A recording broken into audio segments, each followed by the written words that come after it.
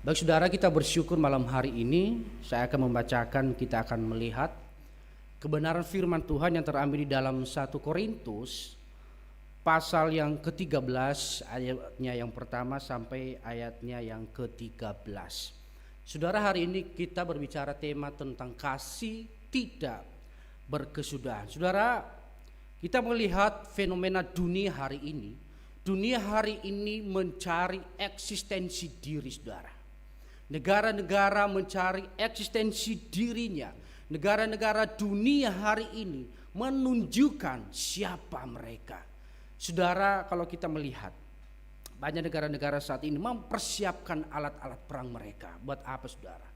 Menunjukkan bahwa mereka hebat. Menunjukkan bahwa kami bisa. Menunjukkan bahwa kami tidak bisa dipengaruhi oleh bangsa lain. Saudara, tak lepas pun dari negara-negara kita pun, saudara. Tak lepas juga dari kita sebagai orang-orang Kristen, saudara, ikut di dalamnya. Kekristenan hari ini, saudara, memperlihatkan banyak orang tidak lagi memiliki kasih di dalam kehidupan mereka. Tetapi manusia hari ini, kekristenan kita hari ini sedang fokus, sedang mengarah terhadap eksistensi dirinya.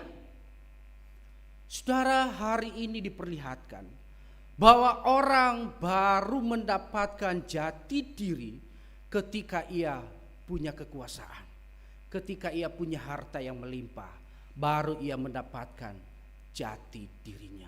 Saudara, kalau kita kembali kepada firman Tuhan, dikatakan bahwa kasih itu tidak berkesudahan. Saudara, segala sesuatu akan lenyap. Apapun yang kita cari di dalam dunia, firman Tuhan berkata, semua itu akan menuju kepada kebinasaan. Lah saudara, tetapi realitanya menunjukkan justru yang menuju kepada kebinasaan itu, terkadang itu yang menjadi prioritas daripada kehidupan kita.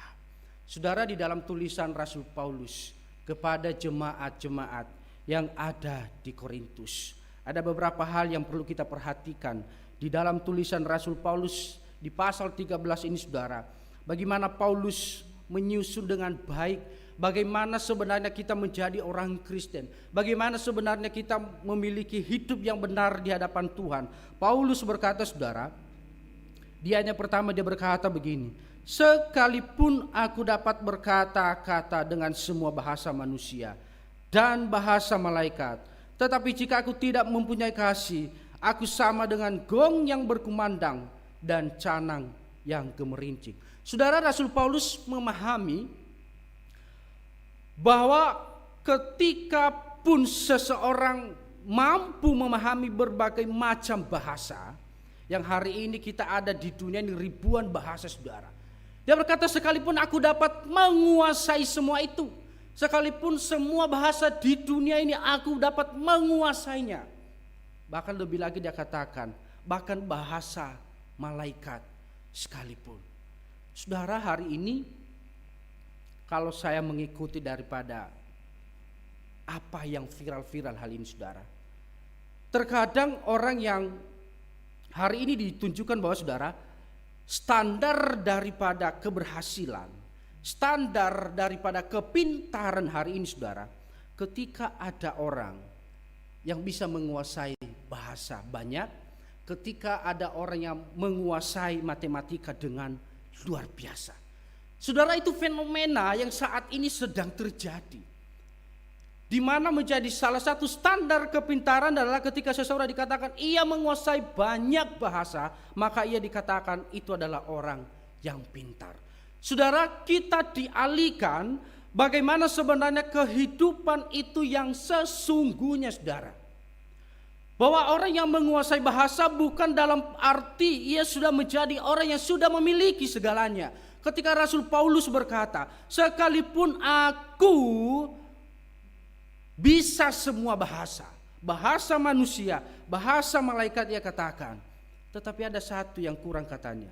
Ketika tidak punya kasih, ia katakan, aku sama dengan gong yang gemerincing. Saudara, ia katakan, sekalipun aku punya karunia bernubuat, sekalipun aku mengetahui rahasia, saudara, Rahasia yang dimaksudkan saudara, kalau kita melihat di ayat yang kedua dikatakan, sekalipun aku mempunyai karunia untuk bernubuat dan aku mengetahui segala rahasia dan seluruh pengetahuan, dan sekalipun aku memiliki iman yang sempurna untuk memindahkan gunung, tetapi jika aku tidak mempunyai kasih, aku sama sekali tidak berguna. Saudara, kalau kita melihat beberapa pasal sebelum ini saudara, Paulus menjabarkan, saya melihat surat Korintus ini salah satu surat pengembalaan Paulus, salah satu surat yang moralitasnya begitu tinggi saudara. Kenapa Paulus pernah juga membahas bagaimana kehidupan rumah tangga, Paulus pernah membahas bagaimana hubungan suami istri, bagaimana anak-anak di dalam keluarga, bagaimana perpecahan di dalam jemaat saudara. Paulus menjabarkan bagaimana kehidupan kekristenan yang sesungguhnya saudara. Kalau kita melihat di pasal 12, di sini Paulus menyinggung satu hal yang lagi fenomenal di jemaat Korintus hari itu saudara. Saudara, didapati di jemaat Korintus adalah orang-orang yang mempunyai banyak karunia saudara. Paulus menjabarkan bahwa karunia itu ada beberapa saudara karunia.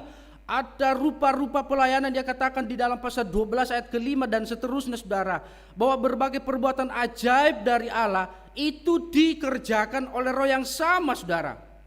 Dan roh yang sama itu dikatakan ia memberikan karunia untuk berkata-kata dengan hikmat, ia memberikan karunia untuk memiliki pengetahuan dan sebagainya.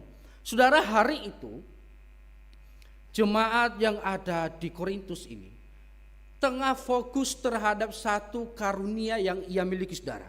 Dan ketika seseorang mempunyai satu karunia, ia merendahkan orang lain ketika orang lain punya karunia juga. Sama halnya sekarang saudara, ada orang yang pintar di dalam bahasa Inggris, yang satu juga pintar dalam ilmu matematika, yang satu pintar dalam ilmu fisika. Saudara, didapati bahwa mereka saling merendahkan satu dengan yang lain. Bahkan yang lebih ngerinya saudara, di dalam jemaat Korintus, bahasa roh itu menjadi puncak daripada apa yang menjadi karunia di dalam Roh Kudus. Bahasa roh, maksud saya bahwa jemaat Korintus menempatkan bahasa roh sebagai karunia tertinggi di dalam kehidupan mereka saat itu. Saudara, tak kalah pun kita di zaman sekarang, gereja-gereja juga hari ini saudara, kalau saya melihat begitu menyedihkan. Paulus pernah berkata di dalam jemaat Korintus di pasal 14 saudara, bahwa ia katakan di ayat yang pertama, kejarlah kasih itu dan usahakan untuk memperoleh karunia roh. Saudara, Paulus benar-benar memahami bahwa kasih itu adalah hal yang tertinggi, menjadi karunia tertinggi di antara semua karunia. Kalau kita melihat di pasal 12 ayat ke-31 dikatakan begini saudara. Jadi berusahalah untuk memperoleh karunia-karunia yang paling utama. Dan aku menunjukkan kepadamu jalan yang lebih utama. Saudara, bagaimana Paulus merintis tentang kasih. Bagaimana Paulus merinci dengan sistematik bagaimana kehidupan kekristenan itu memiliki yang namanya kasih di dalam kehidupan mereka saudara. Dikatakan di situ saudara, meskipun aku mempunyai iman yang memindahkan gunung, tetapi jika aku tidak mempunyai kasih, tidak ada gunanya bagiku. Saudara, bukankah itu yang dicari semua orang hari ini? Adalah iman yang bisa diperlihatkan. Bukankah itu yang dicari semua orang adalah iman yang bisa melakukan mujizat-mujizat? Bukankah itu yang dicari semua orang ini adalah iman yang bisa melakukan penyembuhan-penyembuhan saudara? Itu realita kita kekristenan hari ini saudara. Tetapi Paulus berkata, sekalipun aku mempunyai iman yang sempurna memindahkan gunung, tetapi ketika aku tidak mempunyai kasih, tidak ada gunanya bagiku saudara. Bahkan lebih ngerinya saudara, Paulus berkata, sekalipun aku menyerahkan tubuhku untuk dibakar, Tetapi jika bukan karena kasih, tidak ada gunanya. Saudara, Paulus pun berkata, sekalipun menyerahkan tubuhnya, sekalipun dia membagi-bagi hartanya, saudara, tidak ada gunanya baginya. Saudara, saya teringat ketika salah seorang Farisi ahli Taurat mendatangi Tuhan Yesus, saudara. Ia berkata kepada Tuhan Yesus, "Guru, apa yang aku harus lakukan supaya aku masuk di dalam kerajaan Allah?" Yesus berkata kepadanya, "Lakukanlah seluruh hukum Taurat." Saudara, orang itu berkata dengan sombong, berkata kepada Yesus, "Tuhan Guru, aku sudah melakukan semua itu. Semua hukum itu saya sudah lakukan." Saudara, Yesus berkata kepada dia, "Ada satu yang belum kamu lakukan." Apa itu? Jual semua hartamu dan bagi-bagikan kepada orang miskin. Saudara, Alkitab mencatat orang itu menjadi sedih karena hartanya banyak. Saudara, bagaimana kita menunjukkan bahwa kita adalah orang yang mengasihi? Sementara kalau kita melihat dari sikap orang ini, saudara, ia begitu sedih ketika Yesus berkata, "Jual semua hartamu dan berikan kepada semua orang." Apa yang terjadi? Di Alkitab menuliskan ia begitu sedih karena hartanya banyak. Nah, saudara terkasih, Paulus berkata bahwa semua itu tidak ada gunanya. Kamu pun bisa menguasai segala sesuatu. Engkau pun bisa menguasai bahasa manusia. Engkau pun memberikan seluruh hartamu, bahkan dirimu untuk dibakar. Tetapi Paulus berkata, tetapi kalau tidak disertai dengan kasih, maka itu adalah hal yang sia-sia.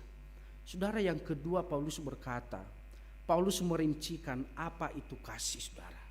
Ya, dimulai dari ayat keempat sampai ayat ke-7, dikatakan yang pertama bahwa kasih itu sabar. Kasih itu sabar. Saudara, suatu ketika ada seorang yang sedang berkendara di jalan raya, begitu saudara. Salah satu dari pengendara itu menyalip dengan tiba-tiba, saudara. Dari belakang menyalip. Apa yang terjadi, saudara? Ternyata orang yang menyetir mobil yang disalip itu tidak terima dengan kejadian itu. Apa yang terjadi, saudara? Terjadi balap-balapan di jalan raya.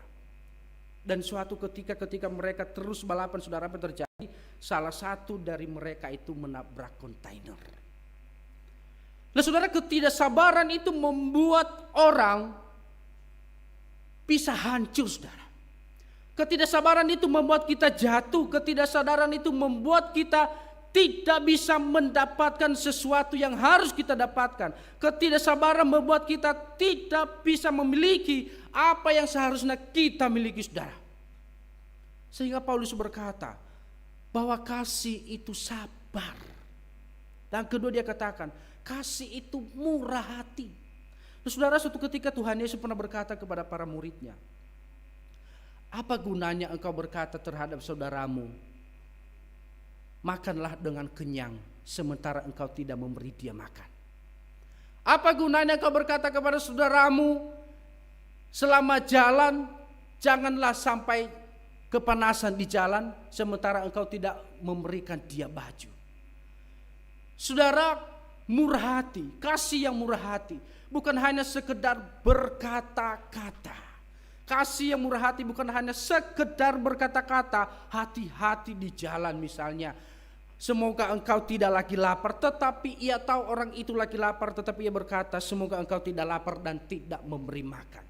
Saudara, Yesus berkata, bukan itulah kasih. Tetapi kasih itu, ketika Tuhan Yesus berkata, kasih itu apa, saudara? Ketika engkau mengunjungi yatim piatu, ketika engkau mengasihi orang-orang miskin, Yesus berkata, engkau melakukannya terhadap aku. Saudara, jemaat-jemaat yang ada di dalam Korintus hidup di dalam kesombongan. Tidak ada rasa murah hati terhadap mereka. Bahkan Paulus pun berkata bahwa kasih itu tidak cemburu. Saudara, kenapa Paulus mengatakan bahwa kasih itu tidak cemburu? Didapati di jemaat Korintus ini, saudara, terjadi perpecahan di antara mereka. Kenapa? Karena rasa cemburu. Bukan cemburu karena hubungan satu romantisme saudara, tetapi beberapa para guru-guru palsu itu saudara sedang mempengaruhi jemaat supaya mereka menolak kerasulan daripada Rasul Paulus. Sehingga dikatakan saudara bahwa kasih itu tidak cemburu saudara. Artinya apa?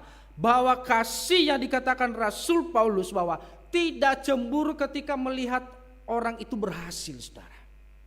Hari ini saudara kalau kita melihat diri kita, melihat sekeliling kita, banyak sekali orang tidak senang melihat orang lain sukses. Banyak sekali orang tidak senang melihat orang lain maju. Banyak sekali orang tidak senang melihat orang lain mendapatkan hal yang ia inginkan. Saudara, firman Tuhan Paulus berkata kepada jemaat dan kita semua sampai hari ini bahwa kasih itu tidak cemburu. Kasih itu tidak memegahkan diri, tidak sombong saudara. Apa yang jemaat miliki hari itu, meskipun Paulus berkata salah satu jemaat Korintus adalah jemaat yang kaya, jemaat yang berlimpah, jemaat yang diberkati Tuhan, tetapi didapati saudara mereka adalah jemaat yang memiliki kesombongan di dalam diri mereka. Mereka memiliki kesombongan di dalam harta mereka. Mereka memiliki kesombongan di dalam kerohanian mereka. Saudara, kalau kita melihat latar belakang seorang Paulus, dia dikatakan adalah seorang ahli Taurat, seorang Farisi.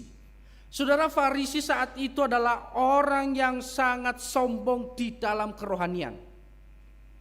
Suatu ketika Tuhan Yesus pernah bercerita kepada para muridnya, ada dua orang yang sedang datang di bait Allah. Saudara, ahli Taurat orang Farisi itu berkata begini kepada Tuhan ketika ia berdoa, Tuhan, aku bersyukur aku bukan seorang pencuri. Aku bersyukur aku sudah memberikan perpuluhan. Aku sudah melakukan firman-Mu. Aku bukan orang yang hidupnya semerangan. Tetapi saudara, Tuhan Yesus berkata, tetapi ada satu orang yang di belakang itu, dia berdoa dan tidak berani menengadah ke langit dan berkata, Tuhan, ampuni aku orang berdosa. Yesus berkata, orang kedua itu yang diterima doanya. Mengapa saudara? Tuhan tidak meminta kita, Tuhan tidak menerima setiap permohonan doa yang disertai dengan kesombongan rohani saudara. Tuhan tidak mengindahkan permohonan doa, Tuhan tidak mengindahkan apa yang kita lakukan. Ketika kita menyertai dengan kesombongan daripada rohani kita saudara. Seringkali kita menunjukkan kita sebagai orang yang rajin dalam ibadah. Seringkali kita menunjukkan orang yang sangat rajin dalam pelayanan. Saudara, mari kita mengoreksi diri kita masing-masing.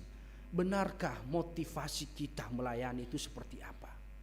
Benarkah kita datang ibadah pada malam hari ini? Benarkah ketika kita sekali datang ibadah karena kita mengasihi Tuhan?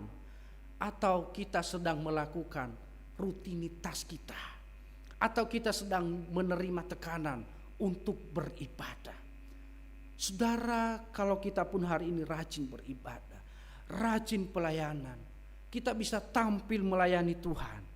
Kita diberikan karunia-karunia yang melimpah. Tetapi Paulus berkata saudara, kalau engkau tidak punya kasih, maka sepanjang apapun yang kau lakukan adalah hal yang sia-sia.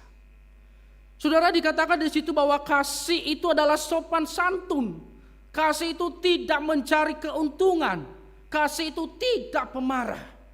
Saudara, hari ini susah sekali mencari orang yang tidak marah-marah katanya.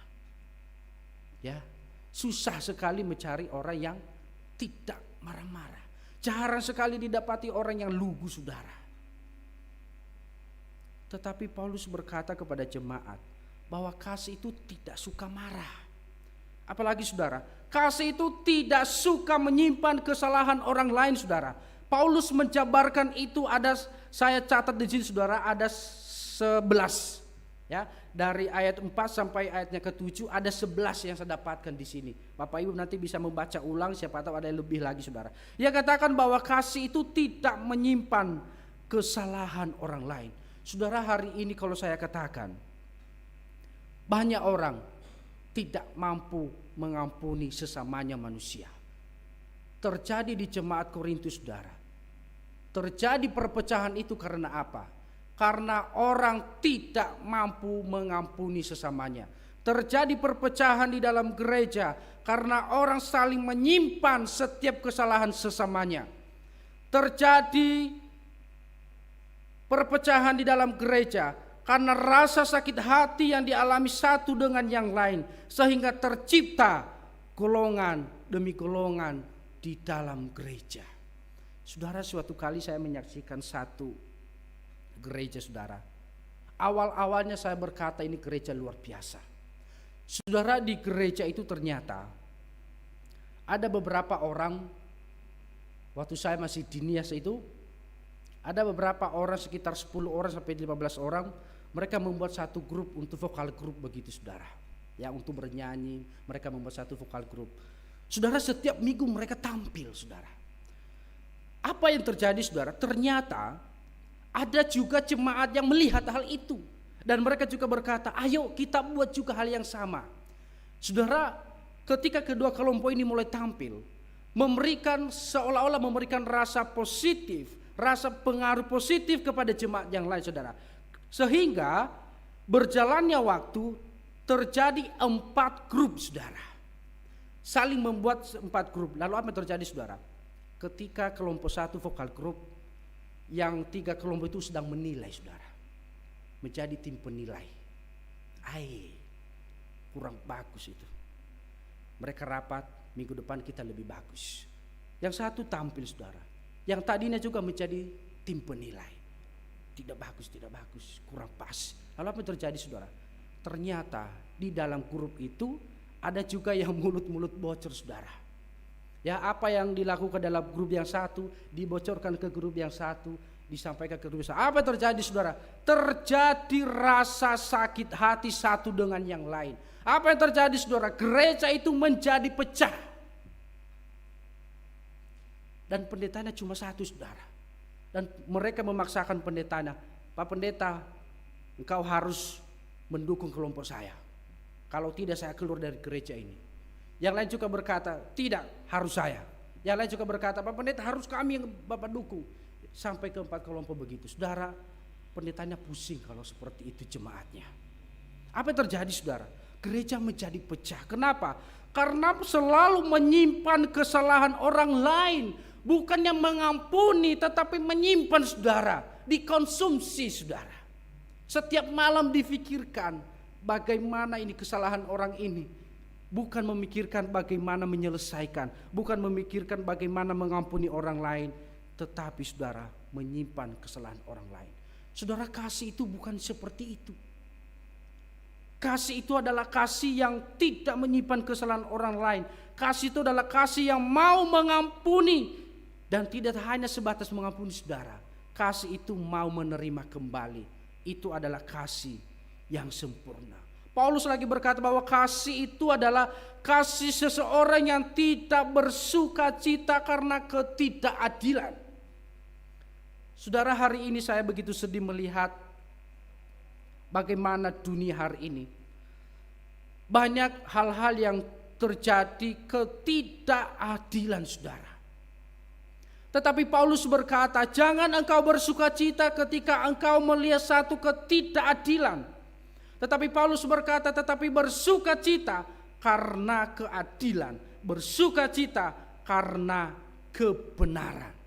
Nah, saudara terkasih, hari ini, saudara, ketika ada orang lain jatuh, ketika ada orang lain dipermalukan, banyak orang senang, banyak orang bersuka cita. Wow, akhirnya ia jatuh juga. Paulus berkata itu bukan sifat kekristenan, itu bukan sifat kasih yang dikatakan di dalam Alkitab. Tetapi ia berkata engkau harus bersuka cita karena kebenaran, saudara. Saudara, kalau saya katakan, jarang sekali saya mendapati orang bersuka cita karena kebenaran. Saya ulang sekali lagi, jarang sekali orang bersuka cita karena kebenaran. Justru banyak orang tersinggung karena kebenaran. ketika firman Tuhan dikumandangkan, ada juga orang yang tersinggung, tidak senang. Tidak senang tentang kebenaran. Jangan-jangan orang itu sedang mengomongkan saya. Saudara, bukan membuka hati tentang kebenaran, tetapi ia melawan kebenaran. Firman Tuhan berkata, itu bukan ciri-ciri kasih. Yang ketiga, saudara, bahwa kasih itu tidak berkesudahan. Di ayatnya ke-8, saudara, kita lihat Paulus berkata begini, kasih tidak berkesudahan, nubuat akan berakhir, bahasa roh akan berhenti, pengetahuan akan lenyap. Sebab pengetahuan kita tidak lengkap dan nubuat kita tidak sempurna. Saudara, hari ini apa yang engkau cari dalam dunia ini? Kalau saya tanya, hari ini apa yang engkau cari dalam dunia hari ini? Engkau mencari jabatankah? Engkau mencari kekuasaankah? Engkau mencari uangkah? Engkau mencari hartakah? Engkau mencari ilmu pengetahuan yang begitu banyakkah? Paulus berkata, semua itu ada waktunya akan berakhir. Saudara, tetapi Paulus menekankan di sini bahwa hanya satu yang tidak berakhir. Apa, saudara? Kasih. Kenapa, saudara?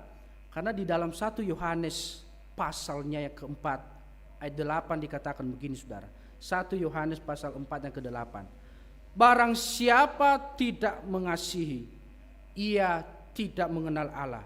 Sebab Allah adalah kasih. Saya katakan di sini, sebab Allah adalah kasih. Ini yang menjadi dasar bagi seorang Paulus, kenapa ia katakan bahwa kasih itu tidak berkesudahan.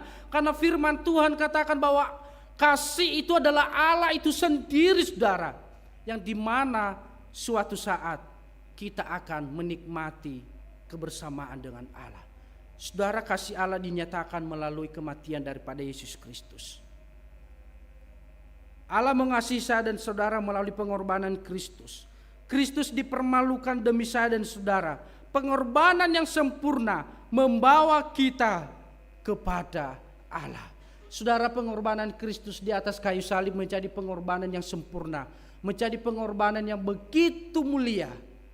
Tetapi saudara, coba lihat, ketika Kristus menuju salib itu, Kristus dipermalukan, Kristus ditelanjangin, Kristus diludahi, dan ia masih berkata, Bapa, ampunilah mereka. Saudara, inilah yang menjadi alasan bagi kita hari ini. Inilah yang menjadi alasan bagi seorang Paulus mengapa ia katakan bahwa kasih itu adalah hal yang tertinggi. Kenapa ia katakan bahwa kasih itu adalah hal yang utama? Kenapa ia katakan bahwa kasih itu kekal? Yaitu karena Kristus telah mati untuk kita. Saudara, hari ini saya katakan tidak ada alasan bagi saya dan saudara untuk tidak mengasihi.